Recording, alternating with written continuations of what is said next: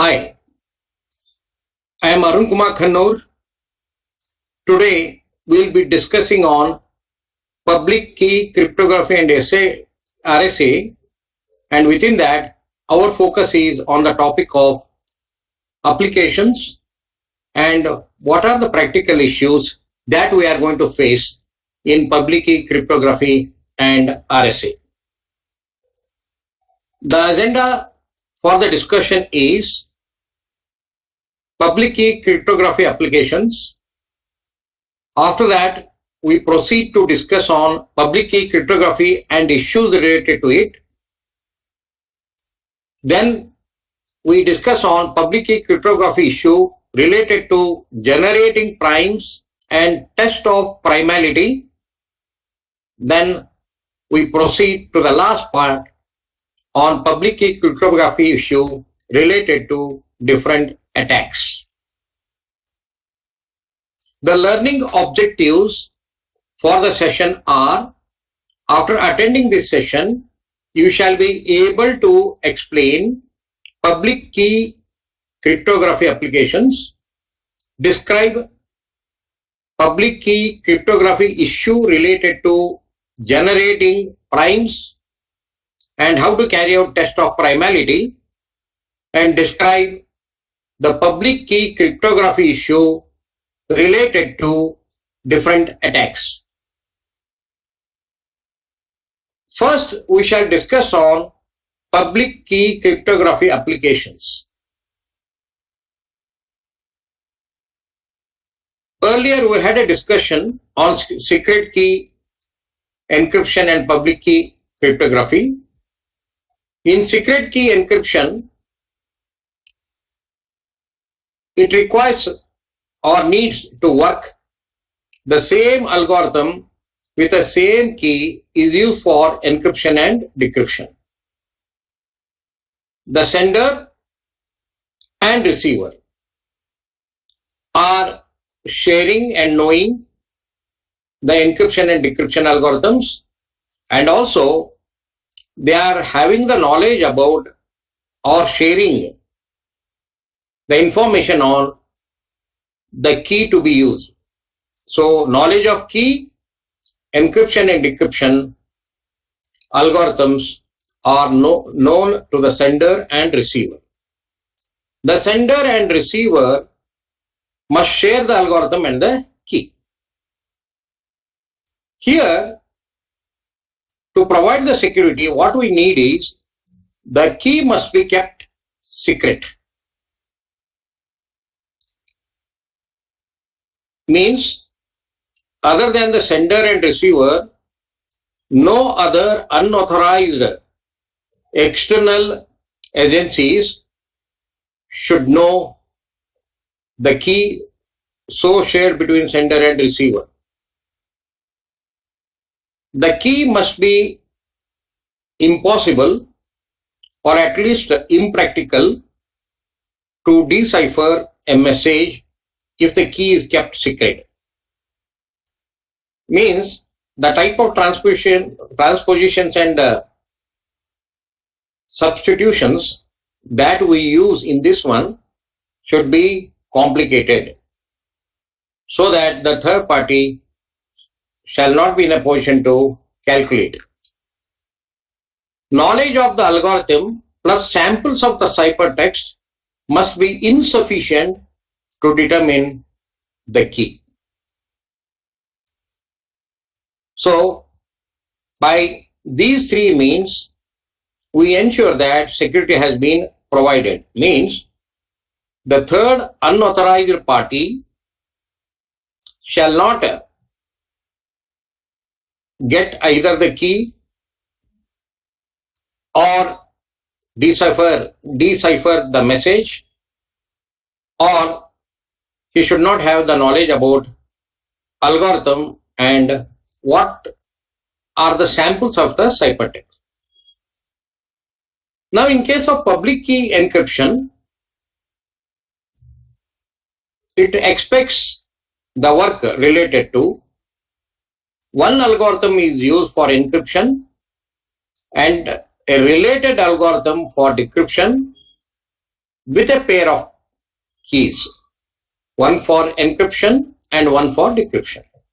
Means sender side encryption takes place. However, to carry out the encryption, we require a public key. Now at the receiver side, the algorithm for decryption carries out two activities. One is creating a pair of keys based on two primary numbers, and one key, such key is called as public key, another one is called as a private key. The public key has been sent to the sender. By making use of this public key and also by making use of the plain text as the input, the sender will be having an algorithm called encryption algorithm, converts the plain text into ciphertext and sends it. The receiver side, the person is having a encryption algorithm which is working based on the private key which he is having, which is not being shared to the sender as well as the public, and also he is having a ciphertext that has come from the sender. By using these two inputs, he invokes decryption algorithm and he gets the final, the recovered plain text.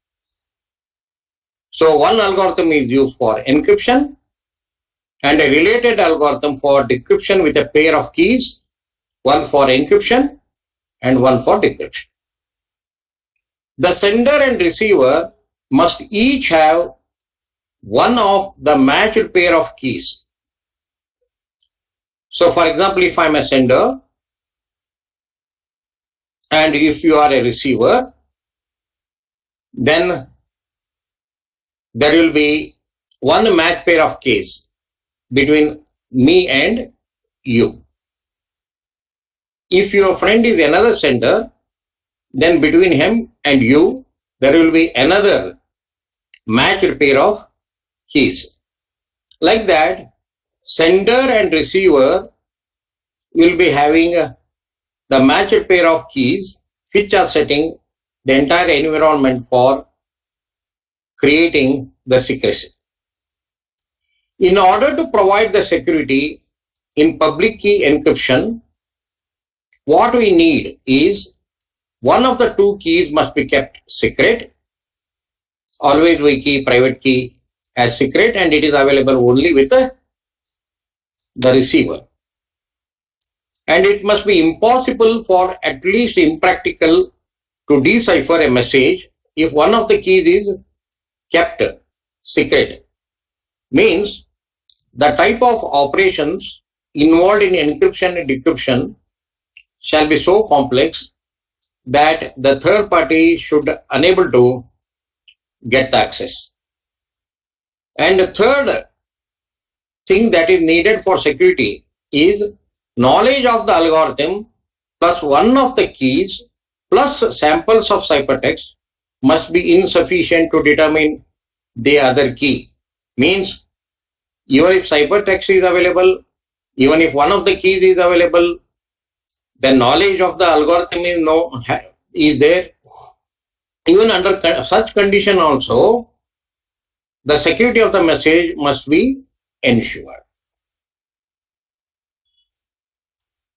And in public key cryptography, we have seen that there are two keys that are being used. One public key which is available to all including the sender and receiver. There is another private key which is available only with the receiver.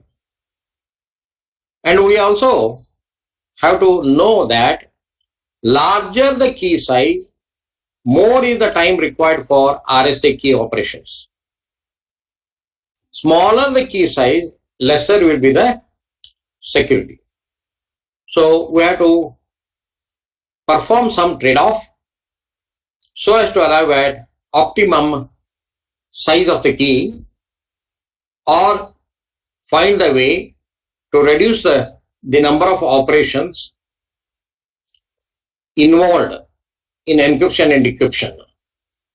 So by these two means, we can ensure that the security also is taken care of and time required to transmit the message between sender and receiver is also acceptable or less.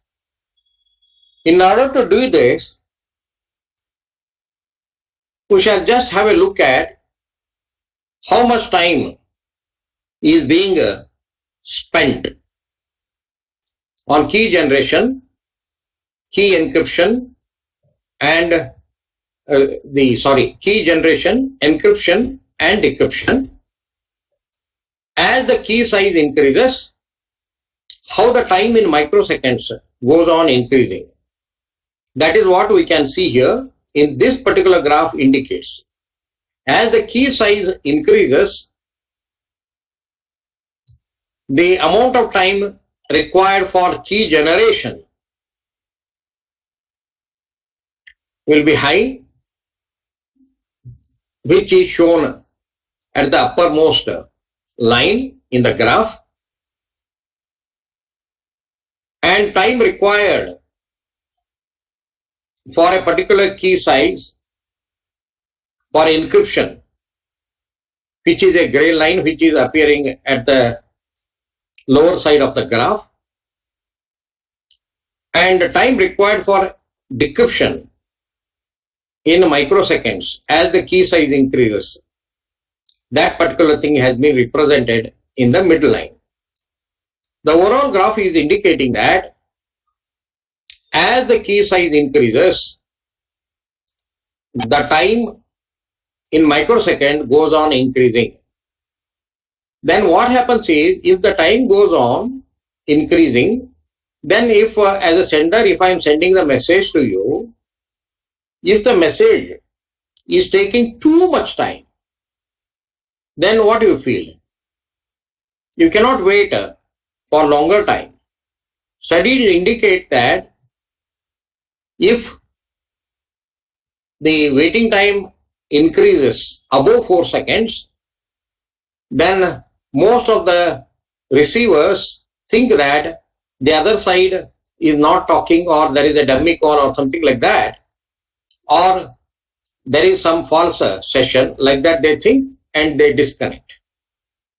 If we have to grab the attention of the receiver, then the time between sending the message and receiving the message should be acceptable, and it should be as small as possible.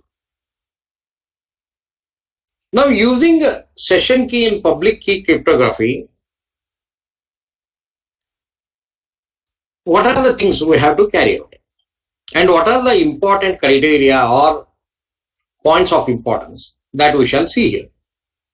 Power of secret key cryptography is speed, but it is a drawback. Is providing the security. Power of public key cryptography is security, but a drawback is speed. Means secret key cryptography ensure higher speed, but its drawback is security. It is not as secured as public key. But in the name of increased security, when you go for public key cryptography with the two keys, with the one key is known only to the receiver side, no doubt we are increasing the security, but the speed is very pathetic. It's a drawback of a public key cryptography. Then how can we ensure, how can we arrive at the balance point of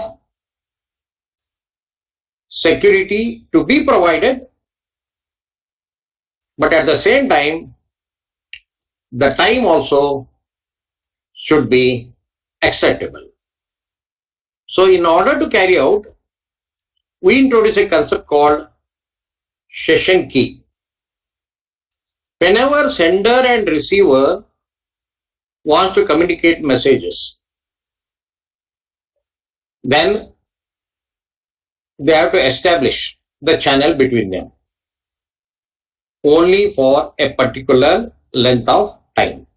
For example, if I am calling you or sending the message, one email, then at that time one session is related to only for that call or only for that email.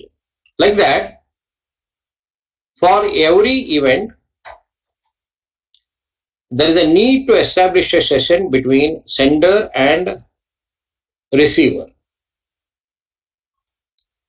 And whether the sender and receiver are working in a proper time or not, proper manner or not, to do that thing, the protocols are being used and 7 layers of OSI in the network have been put in practice.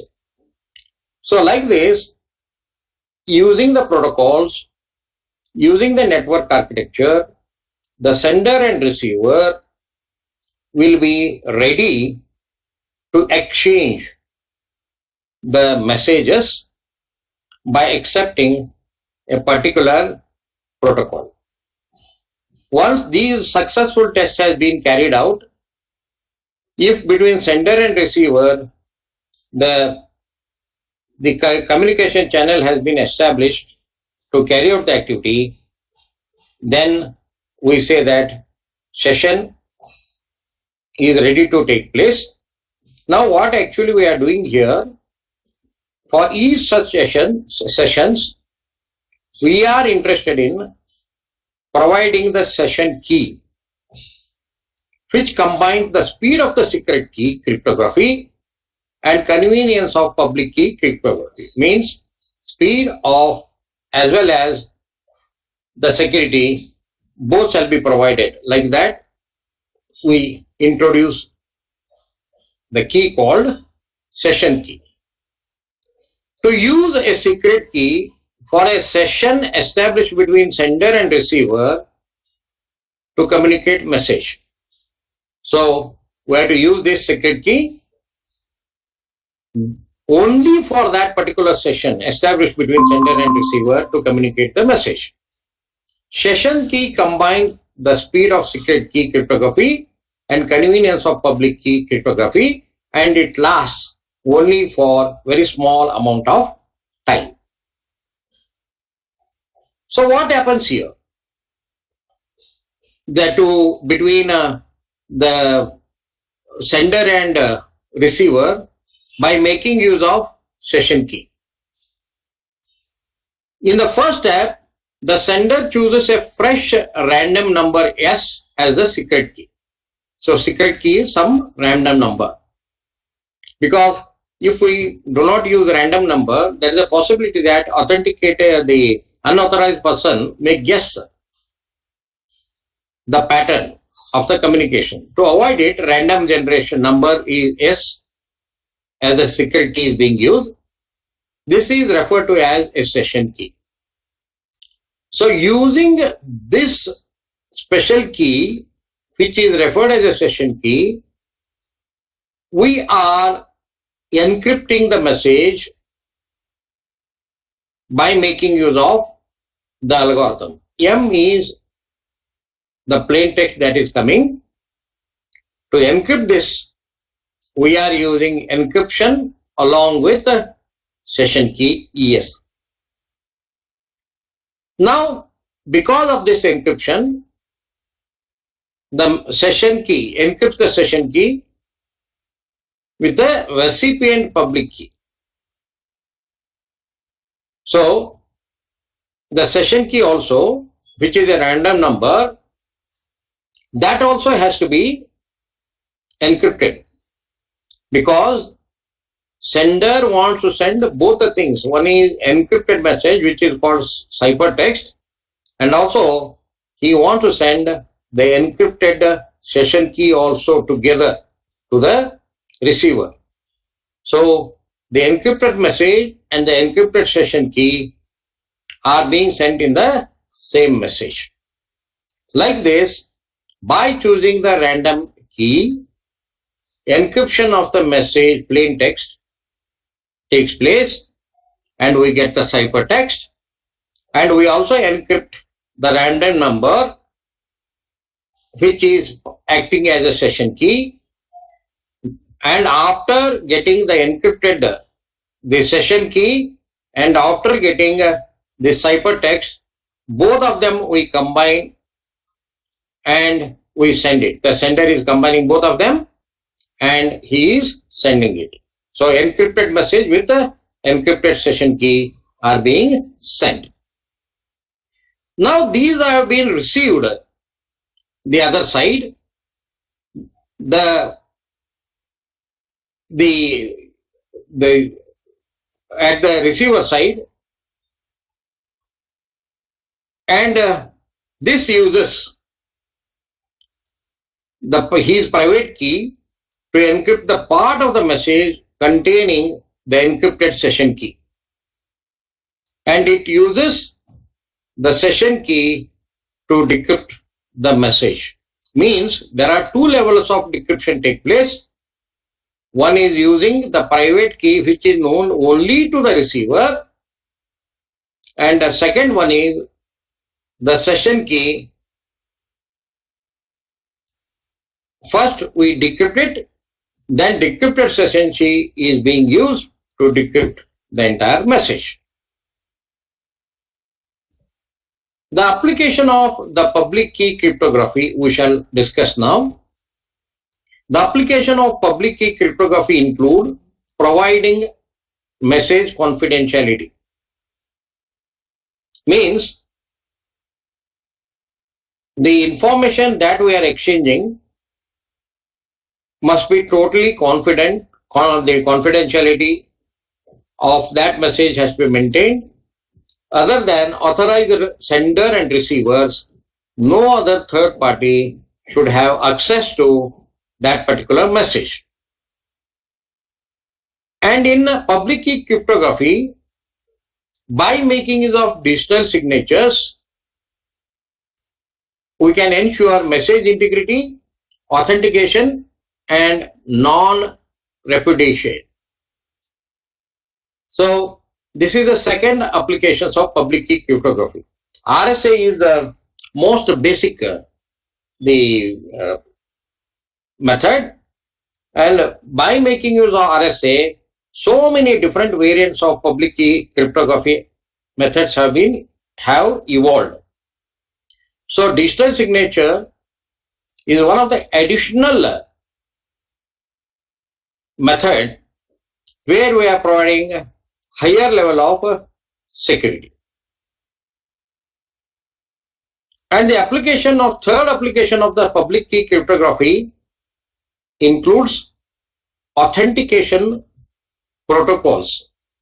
Protocols are the rules which have been agreed between sender and receiver. If the sender and receiver are both accepting these rules, and then only there will be a portion to send and receive.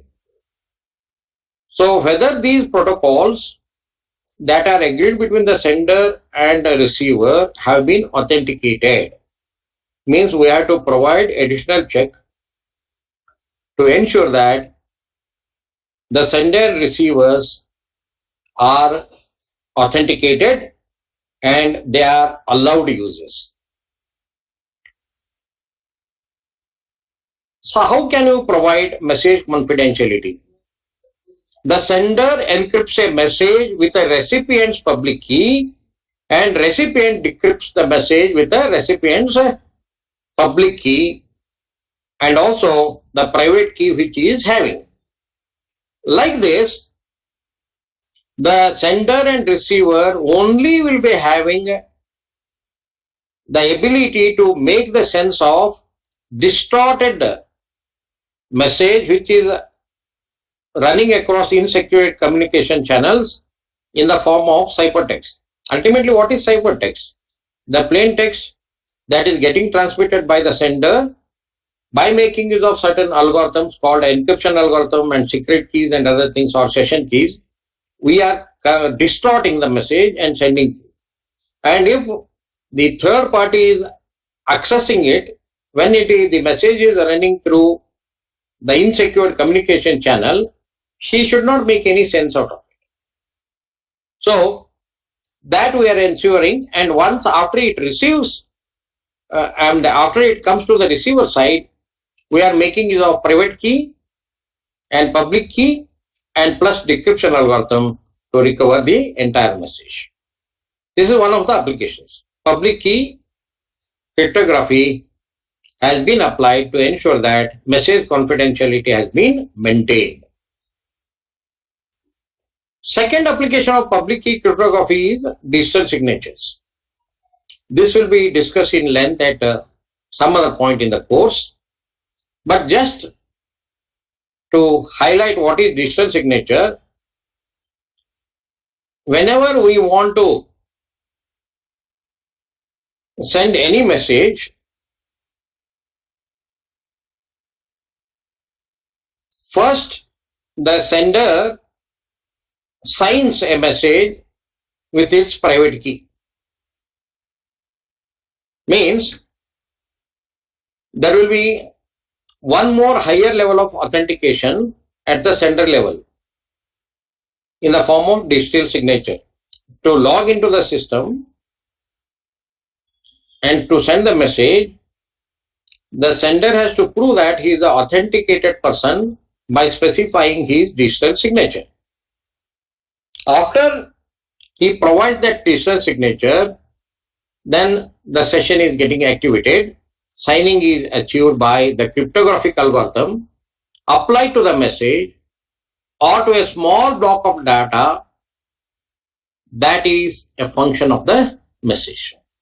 Like this, some higher level of authentication at the message level has been provided here.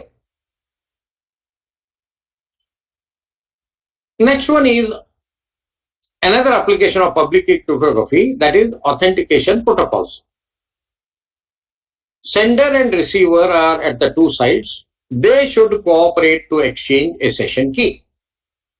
Session key is a secret key for symmetric encryption generated for use for a particular session or transaction and valid for a short period of time. Please understand here, in the public key cryptography, when the entire communication level interaction is taking place, then between sender and receiver, the entire security has been provided by public key and private key. But when the exchange of information is taking place in the form of a session for a small time, we are providing a random number which is called as a secret key, which lasts only for particular small amount of time. When by making use of this session key, when we are carrying out the sessions of sending the information from the sender to the receiver, at that time symmetric type of activity is taking place, because we are interested in increasing the security, but at the same time required for sending and receiving has to reduce.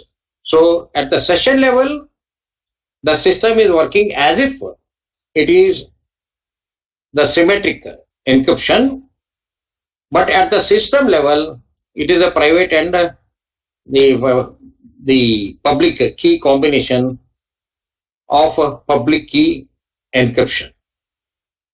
So several different approaches are possible involving the private key of one or both parties. How can you ensure such the transaction? Different types of keys have been provided. How to calculate the key? Diff and Hellman, they have provided how the key can be exchanged, and LML scheme is there. Then elliptic curve cryptography is being used. Pseudo random number generation PRNG based on RSA also is being used. Using these different approaches, we can ensure that there is a proper authentication for the protocols to exchange the information between sender and receiver. What are the practical issues we are going to face in public key cryptography? Basically, two types of issues we are going to face. One is generating primes and test of primality. Second one is different attacks.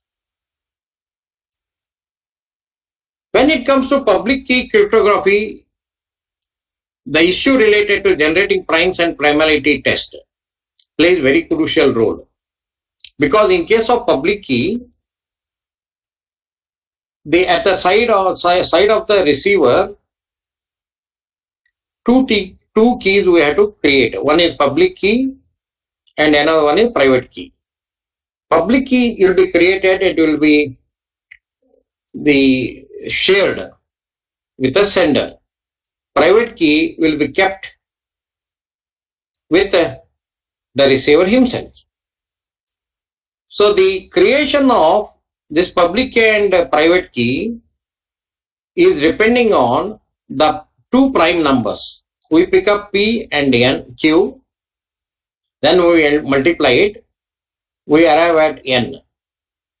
And this N, P and Q are playing a very crucial role in encryption algorithm and decryption algorithm. So in brief, the generating and using primary keys plays very crucial role. Now, when a very huge number, let us say 31,586, let us say primary number or not, how do you test it? If some another number has been given, 58,757, was a primary number or not? How do you test it?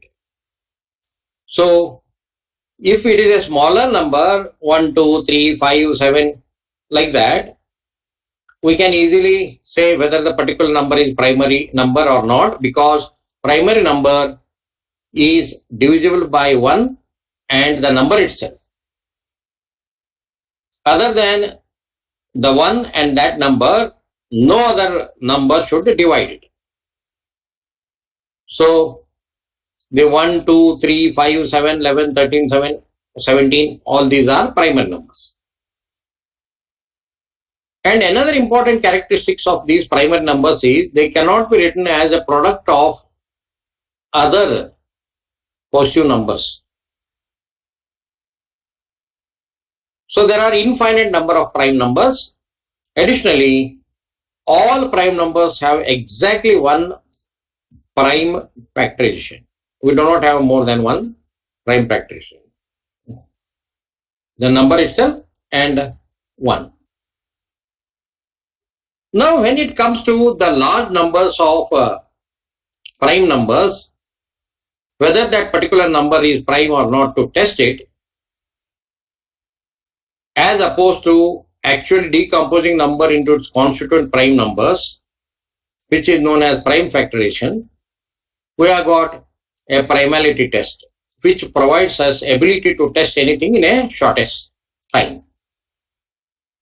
So this already we have seen. Given an integer n is greater than 1, determine whether n is prime number or not.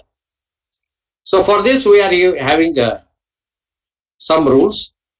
Even numbers are not prime numbers. So whenever you get any even number, however big, however small it is, other than 2, then all other even numbers are not prime numbers. Second is 4,359. I mean, some example we are given here. So we have to add up all the digits And this particular sum, is it prime or not? You have to check it up. If it is a prime, then the number from which summation has been obtained, that is also a prime. So we sum, after 21 one you get, then what are the primes in 21, we list it out, and after that for each of the numbers we pick it up and go on dividing the original message, and for any of those numbers we should not have any prime the division. The another primality test is, given a number n, how can we determine if n is a prime? The another approach is, the answer is that we need to see if the number is divisible by all prime numbers less than square root of n. So we have to first take the square root of that number, then the whatever prime numbers are there in that square root of the number, we have to list it out. Then we should go on dividing it, and if we find that if any of these prime numbers in square root of n are not able to divide the number n, then we consider that that particular number n is primary number. So what are the issues we are having in public key cryptography? Second aspect we are considering now, different attacks. The first one is the issues caused by prime numbers which are being intensively used in encryption, decryption. What are the issues we face? Now we are considering the second issue related to public key cryptography, that is related to different attacks. Three types of different attacks we expect in public key cryptography by unauthorized people or hackers. One is modulus factorization. Second one is small exponent attack. Third one is side channel attacks. So the first approach, the modulus factorization, what the attacker is trying to do here, he is trying to use mathematical function. So in public key cryptography,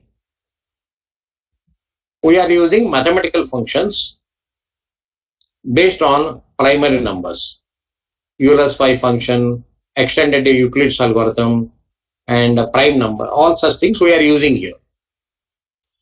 And based on that, we are trying to use the different types of mathematical functions which are polynomial and exponential in nature in encryption and decryption. But in case of symmetric key cryptography, the entire cryptography is based on substitution and transposition. But here the mathematical function is being used.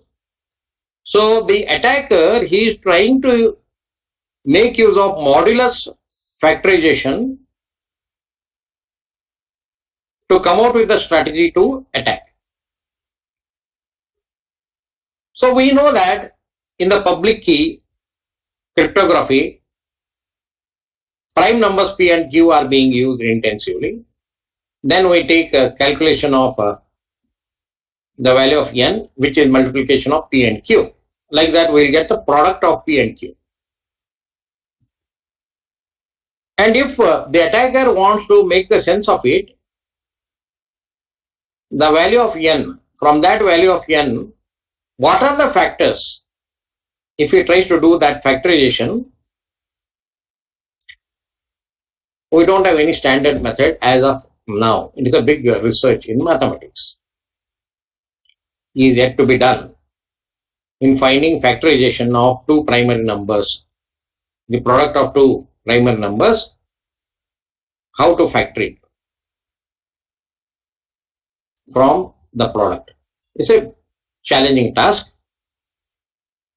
And the public key cryptography also involves factorization of the modulus n using Euler's phi function and extended Euclid's algorithm. What the attacker tried to do here by making use of modulus factorization, he can possibly do any of the three approaches to carry out attacking on RSA mathematically. First one is from the factor n, which is multiplication of p and q, which are primary numbers. P is also primary number, q is also primary number. We are actually getting the multiplication of it. This enables calculation of Euler's phi function on the value of n,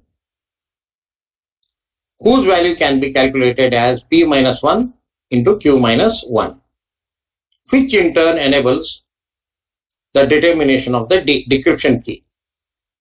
So decryption key is the inverse of encryption, then the mod of Euler's phi function on n value.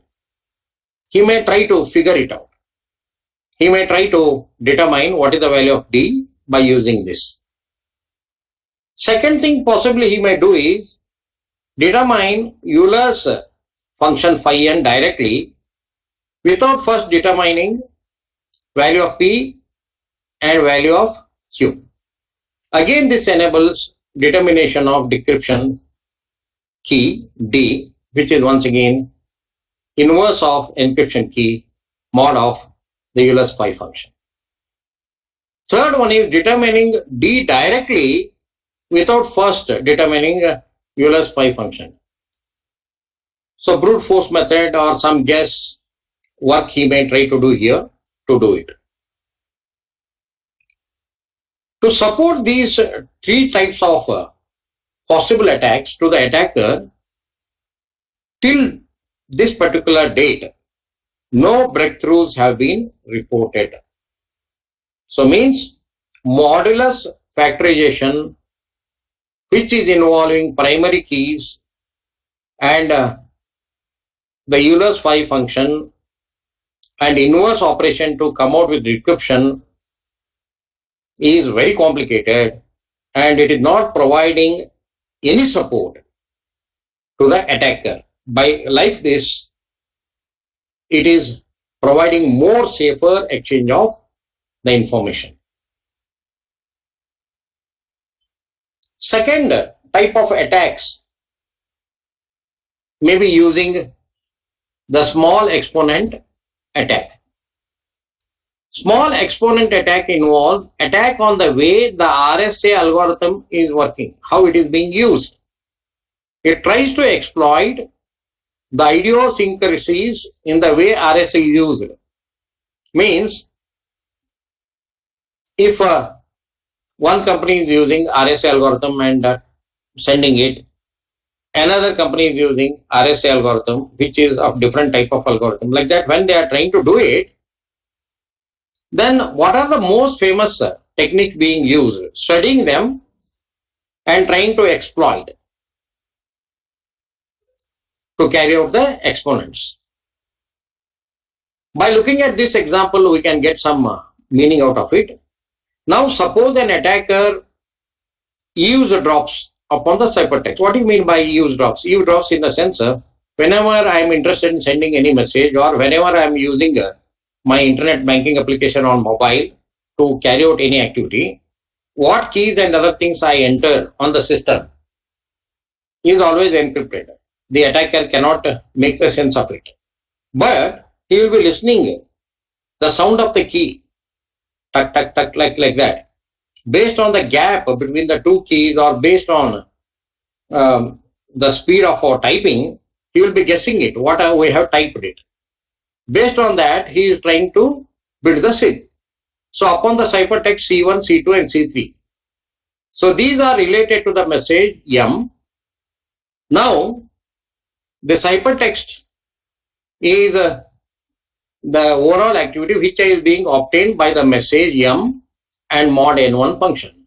Second, the has been obtained by carrying out mod n2. Then the third ciphertext is mod n3 on the message m3. Since the prime factors n1, n2, n3 will almost certainly be distinct, it follows that n1, n2 and n3 are pairwise relatively prime numbers. So this key plays very important role. They are pairwise relatively prime. Hence, knowing the residues m3 mod n1, m3 mod n2 and m3 mod n3, we can use Chinese remainder theorem to reconstruct m3 mod capital N. Since m is smaller than n1, m is smaller than n2 and m is smaller than n3, m3 will be smaller than n. Hence, m3 mod n equal to m3, and so m equal to m raised to 3 mod n raised to 1 divided by 3. A more obvious attack with an encryption key E equal to 3. It occurs if an attacker knows or guesses that the message m is less than n raised to 1 by 3.